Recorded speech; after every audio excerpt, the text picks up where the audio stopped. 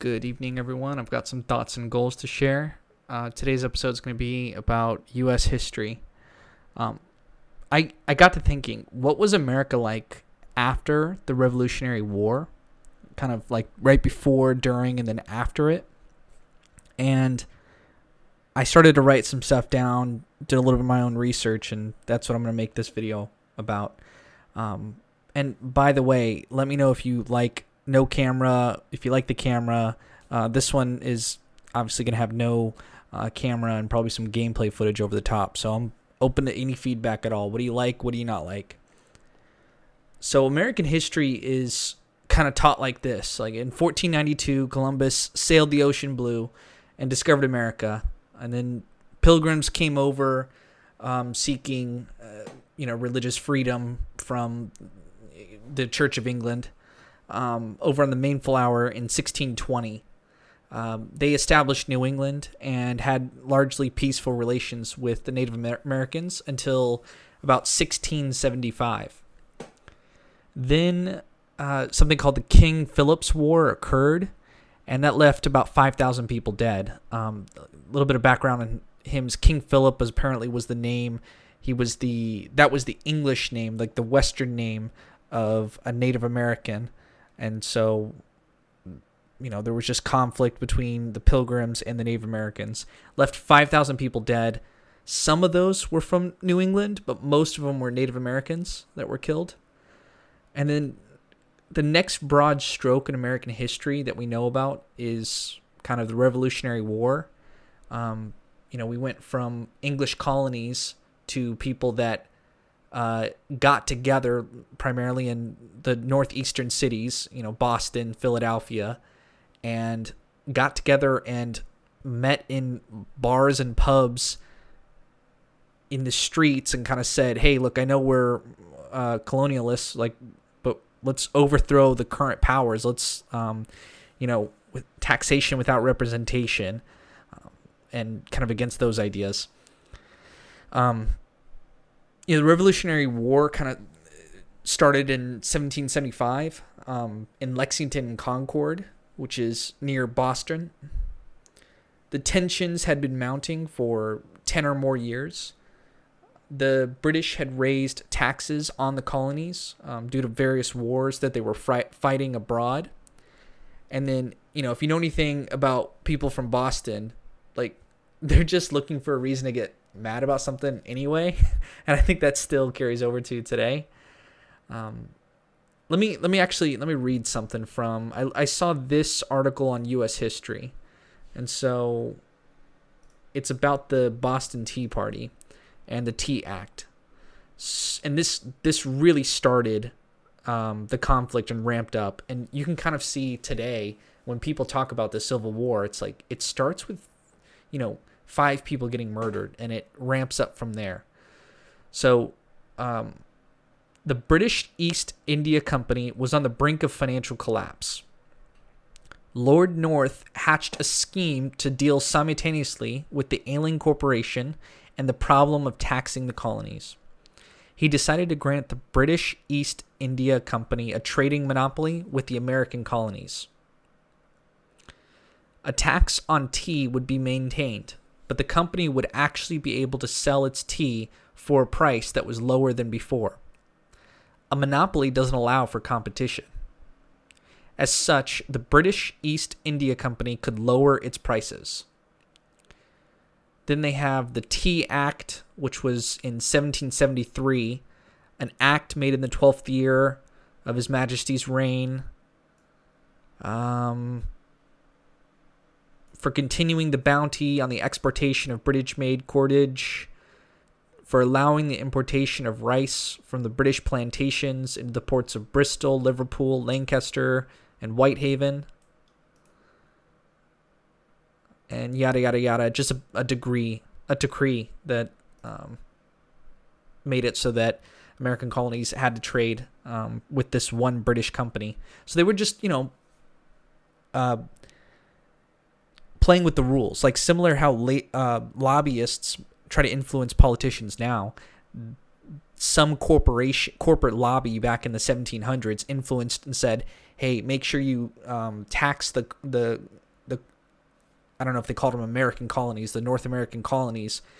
Make sure that the British East India tea company is number one there, and that way we can set prices at whatever we want them to. That way you can tax them on the tea that is getting shipped there.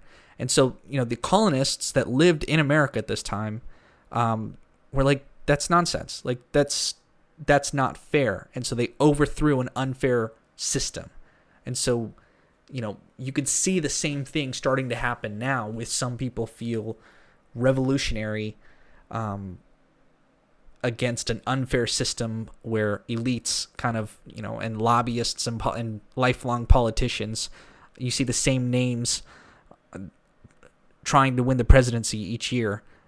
So let's return back to the ushistory.org article. So I'm going to continue reading.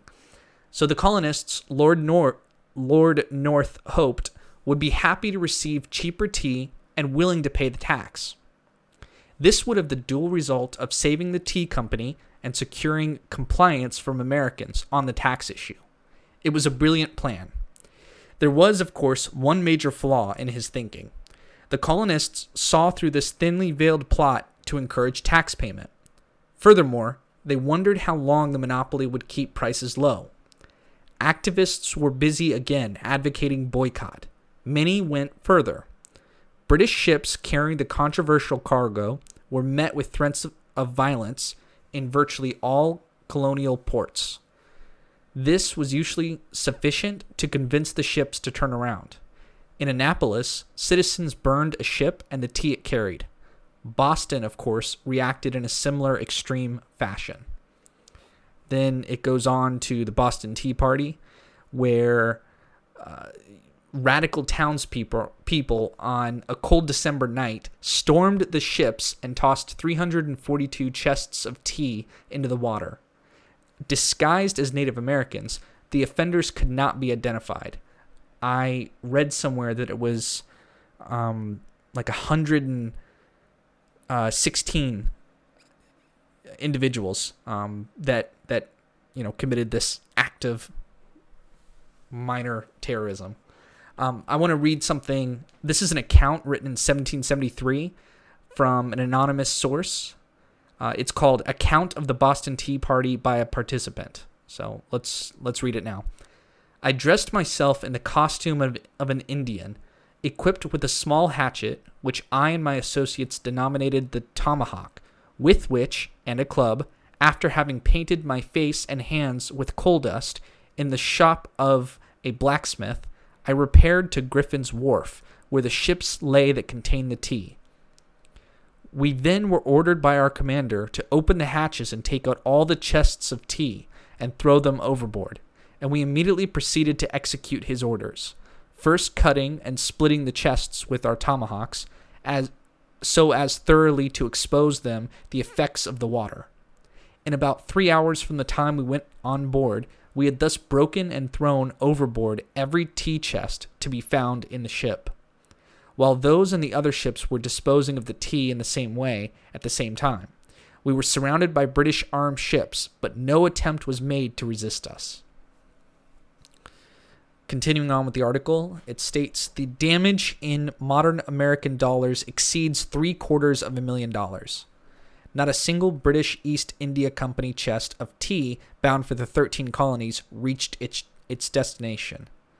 Not a single American colonist had a cup of that tea. So that's the end of that article. I thought that was a good summary of the Boston Tea Party. And I just think the dumping of the tea, these are now my words and back to my thoughts. The dumping of the tea was intended to be a clear message from the revolutionary men. In 1770, British soldiers then opened fire on a colonist mob, and that resulted in 5 deaths, and this became known as the Boston Massacre. A lot of people say, 1770, this is what started the conflict. There's been tension before that, but as soon as people are getting shot during, acts of protest and people getting shot in the street, that's when leaders of the colonial militia got together a bunch of men and told them, be ready to fight anytime. And because they had to be ready so quickly, they called them Minutemen, because they had to be ready to fight at any time. So the leaders of these groups were, names that we know now, Samuel Adams, Paul Revere, and then in New York, it was John Jay.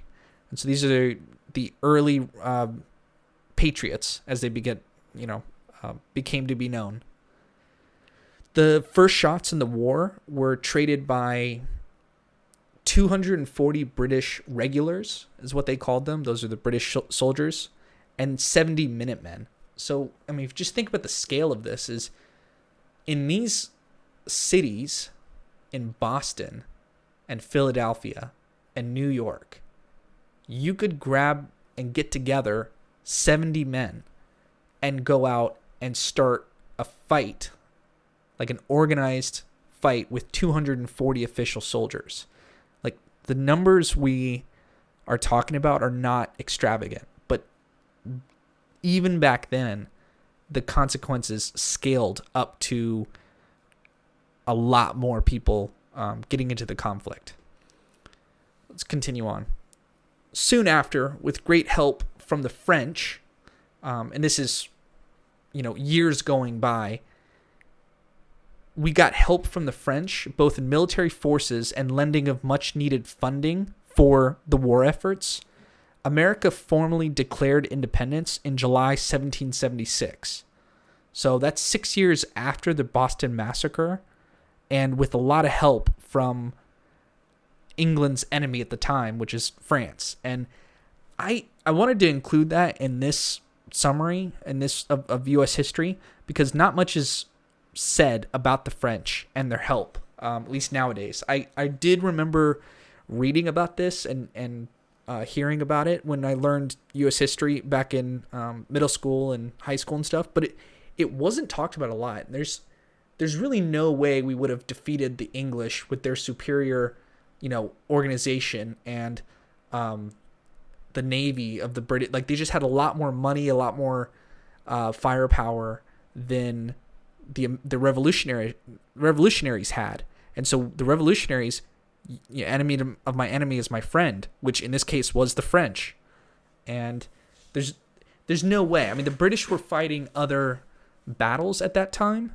And if you talk with people who are from England about how they viewed the Revolutionary War, and I don't know if they're right, the people I've spoken to from England, but this is how they say is, the English, back then the British were worried about a lot more things, so we were fighting other wars and it wasn't cost effective, so we just stopped the conflict, and the French came in and, we just left it. And so they don't view it as losing. They view it, nobody in history views their country as losing wars. It's not good for the hearts and minds of the people. Like, in America, if you talk to the average American, people think we won the Vietnam War, and we just didn't. We didn't really win the Afghanistan and Iraq War. There's arguments to be made on both sides, but the point being that the revolutionaries overthrew the British government and booted them out. But then, of course, you have to have smart people to incorporate. Like, once you dismiss the British from influence and their tax and their help, you have to devise a whole new system that works.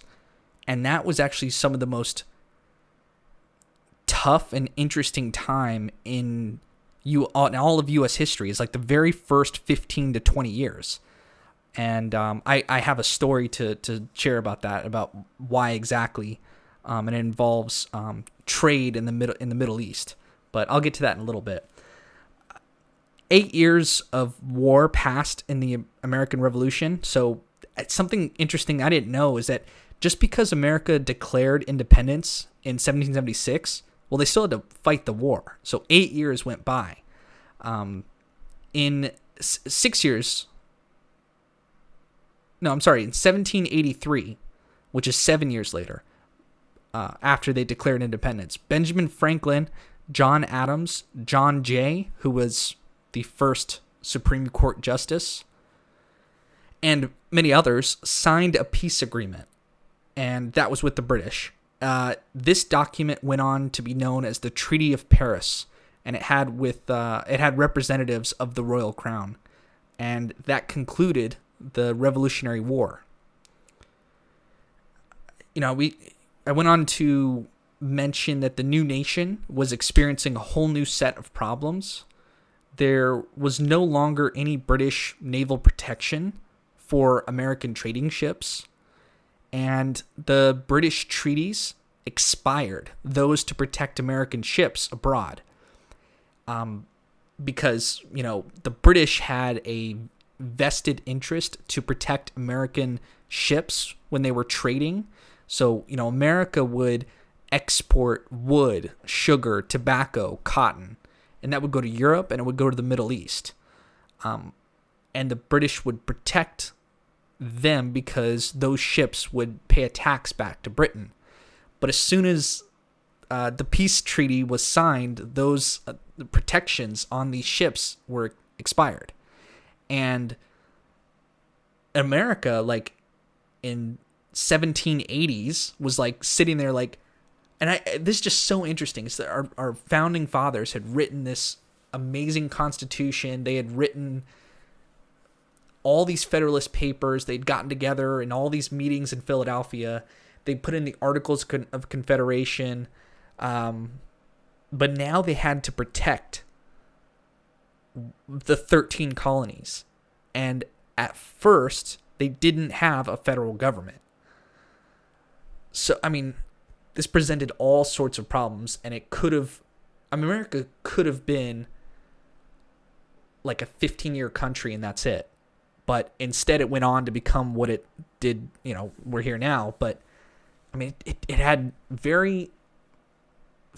so many reasons it could have failed. So this period of time is really interesting from that perspective. So there was no longer any British treaties. They expired. Suddenly, the new United States of America was no longer under naval protection by the British fleet. The Royal Navy was the greatest maritime force in all of history up until that point. And that point is just, if you don't know, it's very much the case that Britain at one point had this small little island nation had the greatest navy. The Romans are famous for taking over the world by roads, and the British are famous for taking over the world by sea. So the seas once again became a dangerous place for American ships to travel alone. America at that point was still known as the New World, and trade to and from America became dangerous, almost overnight. America always relied very heavily on trade across the Atlantic. So, for example, in the 1770s, it was estimated that a fifth of the colony's exports were going to the Mediterranean. I read this in a book, by the way, called Power, Faith, and Fantasy. And the subtitle is America and the Middle East, 1776 to the Present. It's by Michael B. Oren, O-R-E-N. Just fascinating book, and this is all based on the first section of it. So, because it's right after the Revolutionary War. So American ships traveled to trade in the Middle East. There was the coast along North Africa was known at the time as the Barbary. And those who roamed the Mediterranean were known as the Barbary Pirates. These pirates were Arab-speaking and Muslim, and the Arabic-speaking pirates raided unprotected trade ships. They just went around and jumped aboard and took these ships over. So, you think of the, Pirates of the Caribbean. This is real life. This was just common practice back in the day. And they were from Tunisia, they were from Libya, they were from, what they called the Barbary. And so, you had to go through the Strait of Gibraltar, and that's North Africa. And then once you were in the Mediterranean, you were in their territory. And they had an intricate system of, the British fleet would pay tribute. And so if they would pay tribute, which is just another way of saying a bribe to these countries, they would put a flag up, and the pirates would know that's a British ship that's paid tribute. Don't attack that ship. And the Americans didn't have this at first. And so a bunch of U.S., after the British went away in the 1780s, after we're trying to, from 1783, when we declared our independence and signed the Treaty of Paris, to 1794, that's 11 years of just, we're trying to jam in trade in the Mediterranean and, export stuff, import stuff, new nation, trying to build up, don't have protection. And these pirates just they're just taking all our stuff. And it's just a crazy time. Imagine if you were, 20 years old and you grew up and maybe your father, your uncles were fought in the war, and now you're part of this new nation, and you get on a ship to export cotton or wood or something, and you go and travel to, past Spain, past in the Mediterranean, you travel past Greece, and you try to make it to Israel or Jordan. That's insane. So yeah, I mean, I find that just fascinating. And what if you got captured by Barbary pirates? So the one thing that's interesting is this is where we get the word Corsair. If you tell me Corsair, I'm thinking of a gaming laptop, or I'm thinking of there's a unit in StarCraft Brood War called the Corsair. It described the private, either French vessels or North African Barbary pirates that were in small little vessels that traveled extremely quickly, and they would overtake larger vessels. They called them Corsairs. The word for this in the Caribbean was buccaneer. And so that's the historical context around that word, which is kind of cool.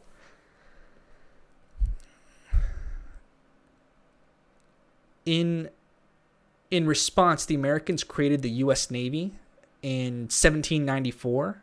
And before that, America did not have a strong federal government.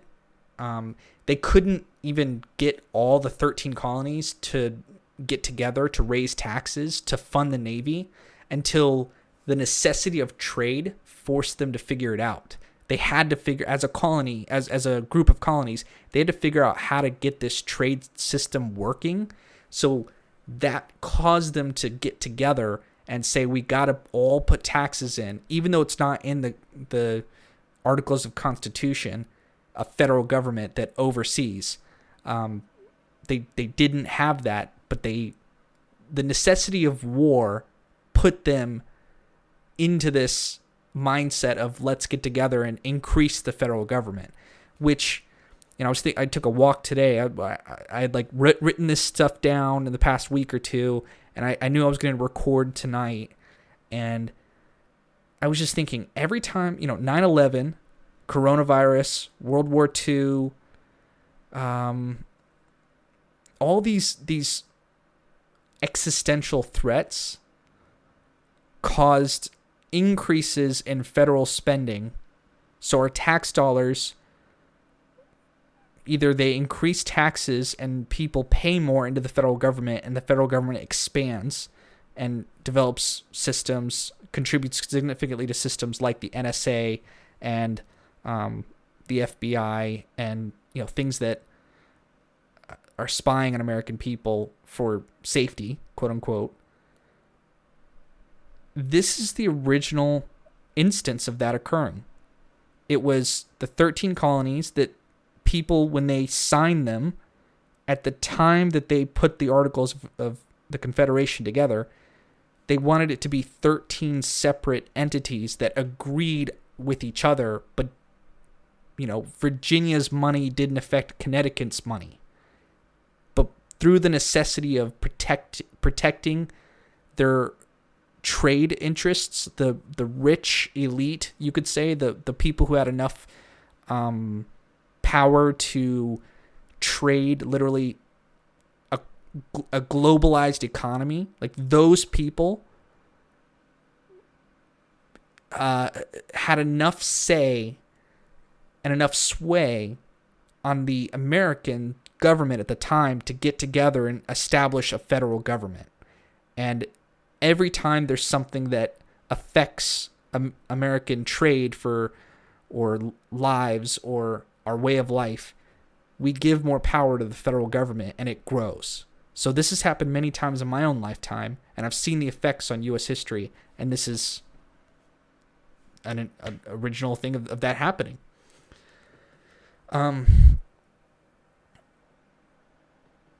So yeah, they created the U.S. Navy in 1794.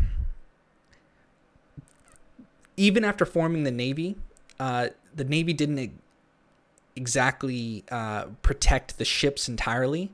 For many, many years, they still had to pay bribes to protect their ships. And even at one point, just paying bribes to Barbary Pirates was over 10% of the U.S. federal spending budget. So, that's crazy if you think about that. In early America, the voting had to be through a supermajority, so that had to be 9 out of the 13 colonies had to be in agreement to declare war on foreign entities. And most representatives were generally opposed to meddling in foreign affairs at this time, which is very not how America does things now. I wanted to say, I have a note here that it's worth mentioning something about how originalism doesn't make sense. So, very quickly, I did a video on Supreme Court Justice Amy Coney Barrett, who describes herself, she worked with Justice Scalia. She clerked for him, and now she's on the Supreme Court, and she says she's an originalist, as he was. The way originalists, their jurisprudence, the way they decide laws, these judges, is they look at the Constitution and they try to infer what did the original writers intend when they wrote this law. And so they will look at the specifics of the letters, and then they'll do historic analysis of what the writers were like and what their intent was. And that's how they judge. Whereas most judges will look at a text and they'll try to update it to current times. If something was cruel and unusual punishment, they will update it to today's standards. So even though flogging was not cruel nor unusual in 1790, in 1990, that would be cruel and unusual. So most judges would update the language. Originalists do not do this practice. But what I've been discovering this as I've learned what kind of justices Republicans tend to put into, tend to nominate and tend to confirm when you have a Republican president and a Republican Senate. And they tend to be originalists. The problem with originalists is if you go with what people wanted, what people didn't envision.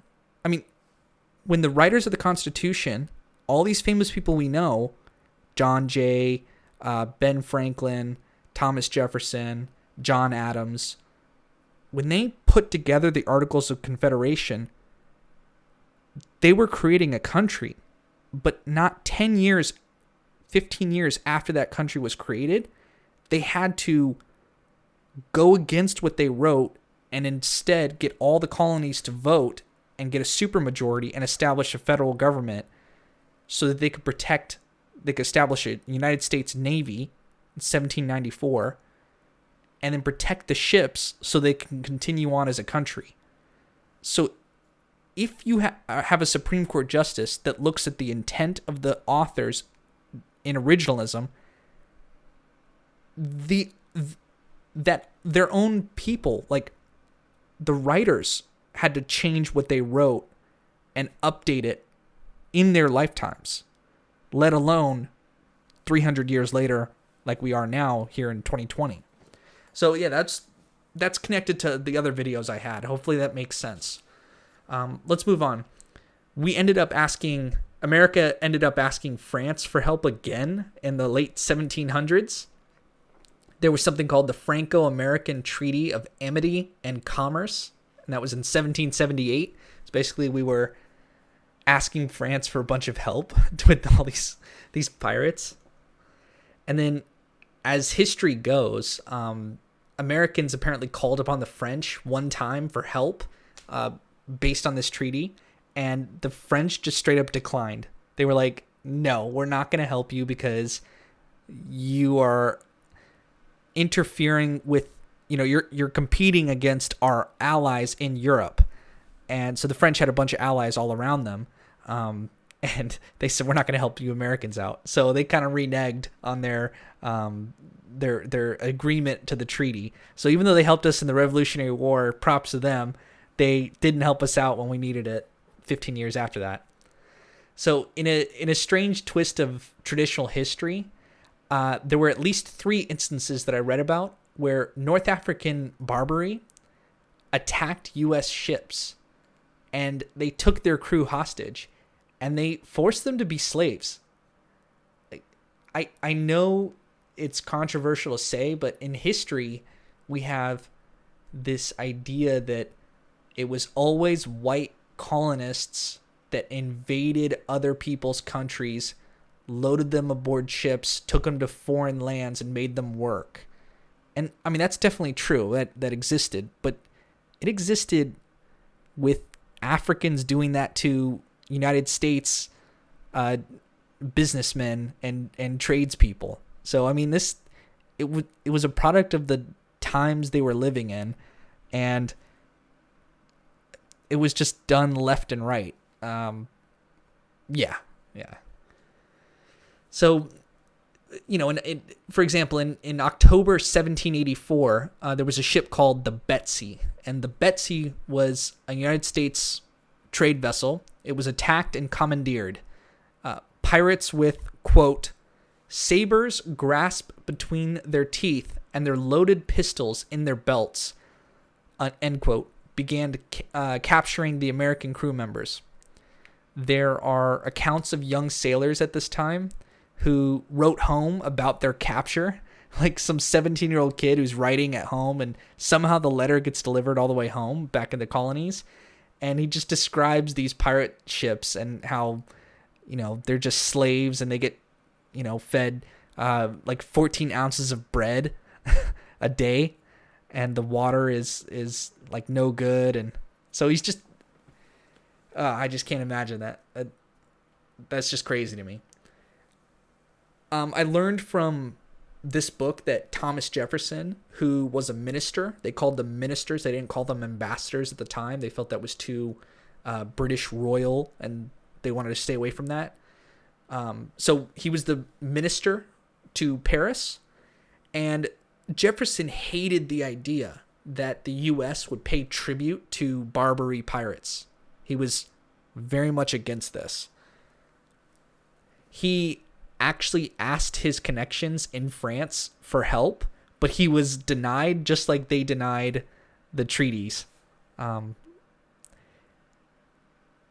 Jefferson asked Congress at one point for $2 million to build 150 guns to put on ships and send them to the Mediterranean, but he was denied there too.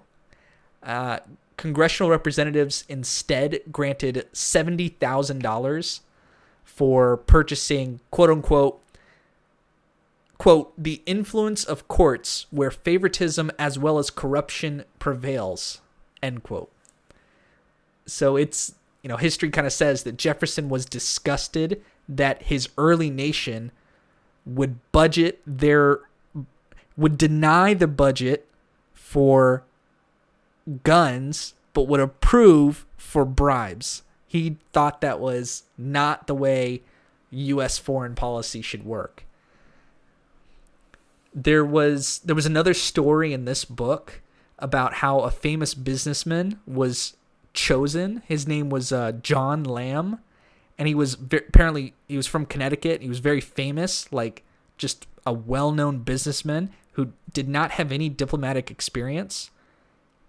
But because he was good at negotiating, he was asked by the country to go over to the Mediterranean seas and negotiate for the release of those American prisoners on the ship, the Betsy, that I told you about. This dude went over there and failed so badly. They said he failed extravagantly and instead returned home with a list of more demands from the pirates and no hostages released. There were letters sent home from the captain of that ship. The captain's name is Richard O'Brien. And he's basically like talking shit about how awful of a negotiator Lamb was. He said, this guy should only come back to the Mediterranean if he wants to sell or negotiate for horses and cattle. Don't send him back here to negotiate for humans. And so I thought that was an interesting, they tried to send in a guy who probably faked like he knew what he was doing, and the guy failed miserably. Eventually, another well-known person in U.S. history, John Adams. John Adams went to Algiers, and he actually worked out a deal where the U.S. federal government eventually paid over 10% of the federal budget, like I mentioned earlier, and they paid that in bribes to the Barbary Pirates in order to release the prisoners. And he did this by speaking to a nobleman in Tripoli, which is in modern-day Libya. And this nobleman, his name was Abd al-Rahman, and Abd al-Rahman listened to John Adams. Like, apparently they spoke in French and a little bit of English, and John Adams was well spoken in other languages as well. And he was just a good statesman. He was one of our presidents, and this is afterwards. But Abd al-Rahman listened to John Adams and eventually denied his demands. So even though he's bribing him all this money, he's like, no, we're not going to let the prisoners go. And he stated something I want to read to you from the book. And this is very interesting. This is relevant to current times with the war on terror. So let me read it. It was written in the Quran that all nations who should not have acknowledged their being the Muslims, authority were sinners, and that it was their right and duty to make war upon whoever they could find and to make slaves of all they could take as prisoners, and that every Muslim who should be slain in battle was sure to go to paradise. So he's, end quote. This guy is basically telling John Adams, like, hey, it doesn't matter what you give to us. Our guys don't mind dying according to their religion. And so this is the first instance of telling an American, like, hey, my guys don't mind. We're on a different wavelength than, like, it's just something that hadn't been heard according to this, I don't know if John Adams was a Western Christian deist or whatever, but it just is probably a foreign concept. And the fact that this was in letters and they had this recorded in history, it's, we forget so soon when we go into a conflict in the Middle East in the 90s, in the 1990s, and people were surprised and they were, young soldiers were taking Arabic and learning about Islam, and we knew about it back in 1790. So eventually, after some back and forth, a deal was negotiated, and there were payments given to release the American prisoners on the U.S. I don't know if it was called USS Betsy. It was just called the Betsy. But as soon as the Betsy, the ship, was released, it was immediately captured again by, this time, Tunisian pirates. And so something that was interesting is that George Washington was actually still around at this point, and he was like deeply disgraced by seeing his country. He was a general that fought in the Revolutionary War. He was the first president, served 2 terms. He was disgraced after all of this that we were getting captured by all these pirates. So because he was so disgraced by it, by Americans just losing abroad, in May 1987, representatives from the states all met together to add to the Articles of Confederation. And it was at this meeting and then afterwards that they compiled the Federalist Papers. And those were published to give further clarity on what the framers of the Constitution were discussing during those meetings. That's all I have. Eventually, they did negotiate a release, and it cost a lot of money, but they eventually got the prisoners released, and that was outlining the first conflict in U.S. history with the Middle East. In fact, one of our first wars was almost fought against not even the official state in the Middle East. It was pirates, the Barbary. So I'm glad I was able to share that with you all. I hope you found that interesting. It's worth mentioning that you've seen some of the paintings on this. That is from a painter who used to work in England in the late 1600s. His name was Loris A. Castro, and he was Flemish, and he was a painter of marine views and portraits. Again, he worked in England. So this is representative of what it might have looked like back in the day. But, this is an artist rendition, but it looks realistic enough. So I sincerely hope you enjoyed this. If you've listened till the end, congrats. Let me know in a comment below what you liked about it, what you didn't like about it. And thank you so much for listening. Happy Election Day, and come back next time. All right. Bye, everyone.